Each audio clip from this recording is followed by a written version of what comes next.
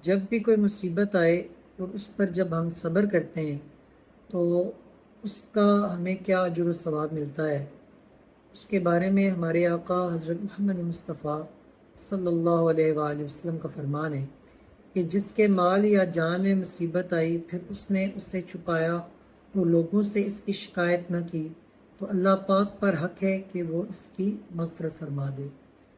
اتنا بڑا اجر و ثواب ہے۔ یہ دنیا کی زندگی فانی ہے، اس نے ختم ہو جانا ہے، نہ ہمارے ساتھ ہماری اولاد نے جانا ہے، نہ ہمارے کسی اور رشتہ دار نے جانا ہے، نہ ہمارے ساتھ جو ہم نے مال کمایا ہے اس نے جانا ہے، بلکہ ہمارے ساتھ ہمارے اعمال نے جانا ہے۔ تو جب ہم صبر کرتے ہیں تو صبر پر ہمیں جو اجر ملتا ہے وہ ہماری مغفرت ہے۔